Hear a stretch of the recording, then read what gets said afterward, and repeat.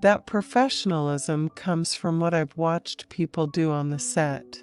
I'm just trying to be as respectful to the environment as they have been. I think I still act like a kid. I just try to be as professional as I can. The best advice my dad ever gave me is that acting is believing. Acting is not acting. It isn't putting on a face and dancing around in a mask. It's believing that you are that character and playing him as if it were a normal day in the life of that character. Having that college experience and a social life that didn't revolve around Hollywood was absolutely crucial. When I was a little kid, I loved imagining things. I'd go outside and put on a cape and just imagine I was somebody else. Acting is not acting. It isn't putting on a face and dancing around in a mask. It's believing that you are that character and playing him as if it were a normal day in the life of that character. My favorite place is Central Park because you never know what you're going to find there. I also like that when I look out the windows of surrounding hotels, it seems like I'm looking out over a forest. What I like least about acting is that when you're only in one place, you're missing the other part of life. When you're a kid and you grow up, it takes some time for people to associate you with more things other than that initial thing. A film like The Sixth Sense burns an image of who you are into people's minds. For me, choice is the most important thing because I'm going to be an adult actor pretty soon. So I've got to be choosing the right roles now so that by the time I get to that age, there will be wide options available. I'm not a stand-up comedian. I'm not an improv person or anything, but I've always been a fan of that stuff. When I was 5, I went on my first audition. It was for a Pizza Hut commercial. I think a lot of actors will tell you that playing a villain can be more fun than playing the straight and narrow good guy. My parents were both born in Birmingham, Alabama, and come from large Catholic families with lots of Michaels, Marks, and Patricks, so they wanted to choose 2 names that I don't think you could find anywhere else in the family tree: Haley and Joel. Just keep learning from the role and not just go for the money. I'm going to try and model myself after Kurt Russell and Jodie Foster. I like normal stuff people fear, like spiders and heights. I'm frightened by the unknown, by things that are hard to figure out and get a grip on. I try to keep away from being big-headed. That's what causes people to lose the acting thing. They start being commercial, and then they stink for the rest of their lives. It's hard to act terrified when you have 200 crew members around you. Kobe Bryant is my favorite basketball player. He takes risks. He goes for the shot. He isn't cautious with whatever he does. People love to get scared. People want to see the worst thing that can happen. My dad never told me that when you audition, you might not get the role. He wanted to wait until my first disappointment to tell me.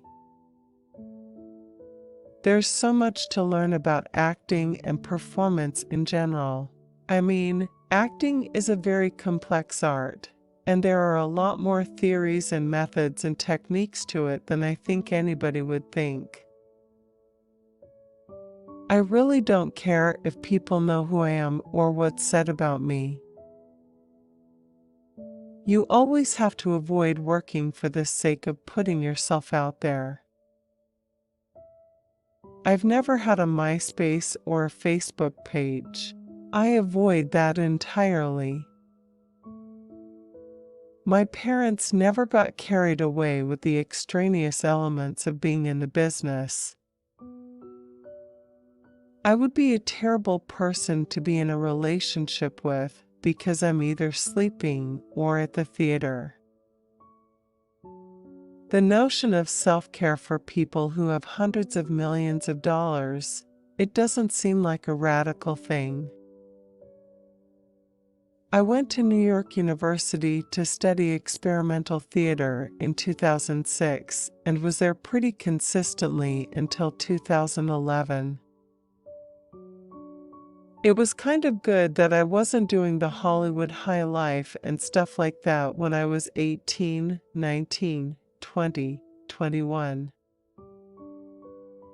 What attracted me to New York was there was an anonymity that I couldn't always have in Los Angeles, and it was easier to blend in there. The more successful you are, the less you are able to do that. It's kind of comfortable portraying characters who are kind of unsavory and not so nice. That can be refreshing sometimes.